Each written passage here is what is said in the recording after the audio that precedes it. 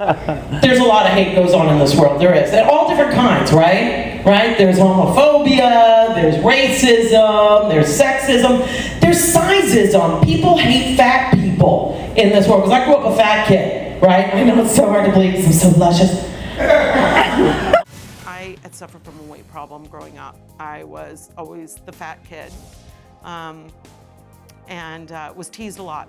It just got worse and worse, and I was constantly tortured. So in my mind, I was always the fat girl. Even if I starved myself to lose weight, I was always the fat girl.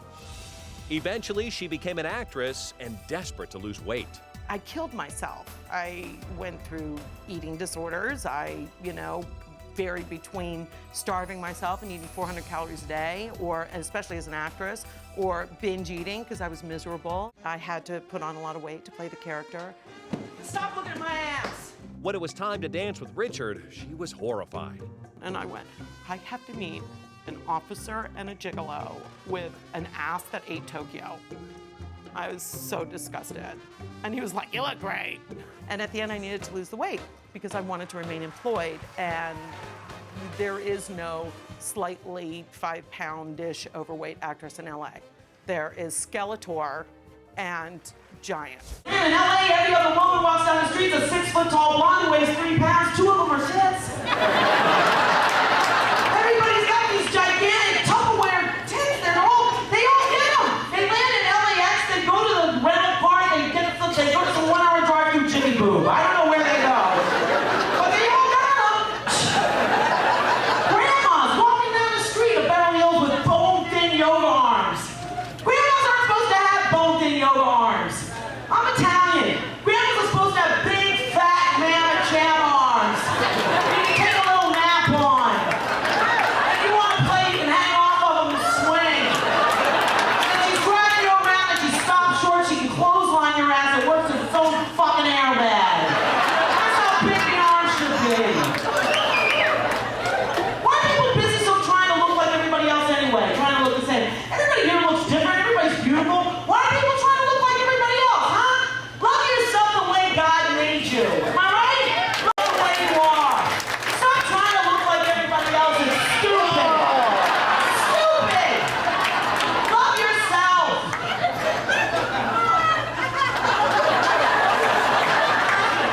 The way you are.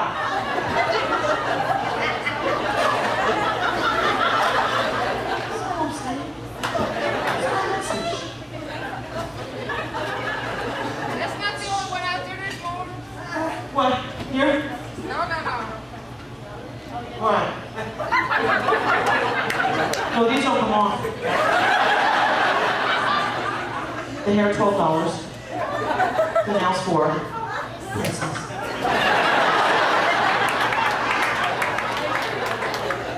And here in LA, we have so much pressure because you're supposed to look like the size 0 actresses that are all running around. Look at you, you're a goddess. You're dressed like a goddess today. You are dressed like a goddess. I love that, right? I thought you were saying touch of the hand. No, and then and then they think actresses are crazy, and they come in here and they're not crazy, they're just hungry.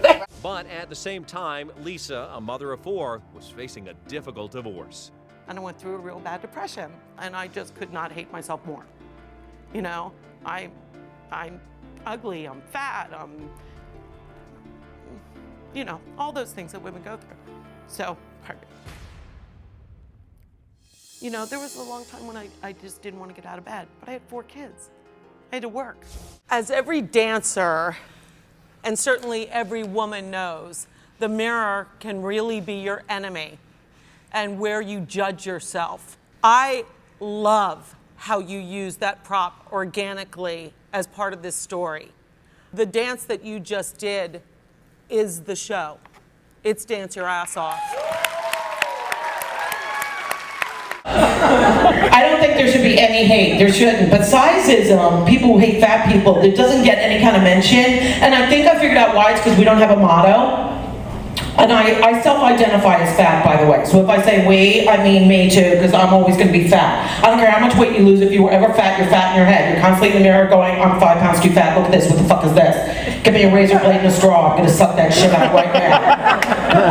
You're always fat. So I think we need a motto along the lines of say it loud, I'm black and I'm proud. But you can't do that. You can't be like, say it loud, I'm fat and I'm proud, because it's a little co-opty of the black people. Plus I'm pretty sure James Brown wrote it and his estate is fucking crazy. They'll stab you. So I'm not gonna go up against them. So then I thought the best one I like the best, that's catchiest, and I'm not surprised because they're so good at this. The gays have, we're here, we're queer, get used to it. And Yola knows that one. Because it's catchy, right? You've heard it, it's fantastic. We need one like that, but I'm having a really hard time finding words that rhyme with euphemisms for fat that still work in this. So this is what I got so far. I'm working on it. Maybe you guys can help me. I've got, let's see, we're stout, don't pout, or I'll punch you in the face with my belly meat. It falls apart at the end. I'm on my way though, right? There's an idea. Can we agree? It's brewing. I love it though. We're here. We're queer. Get used to it. I love that you're getting into this. How about this one? How's this work for you? No, thank you. No? Nothing's gonna come out. Jesus. It's a joke. I went to go squat. She's like, hold it back. I like that we're here. We're queer. Get used to it. How about this one? We're thick. You dick. Get me a pizza. Anything?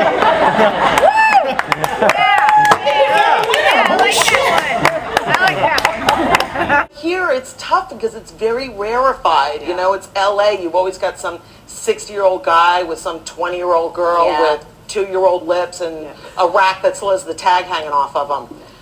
Botox, botulinum toxin A, a miracle of science that'll keep us employed for another decade. Because in this town, you gotta be 25, married to a plastic surgeon, or you're hawking shit on QVC. You know, I saw a movie last week, it doesn't matter the name of it, they should all just be called 5 male stars over 50, and some 20-year-old bitch they found at Hess Mansion will work for $1.50 a hot meal and pedicure. This is my feeling about this week in the challenge and what was put before you.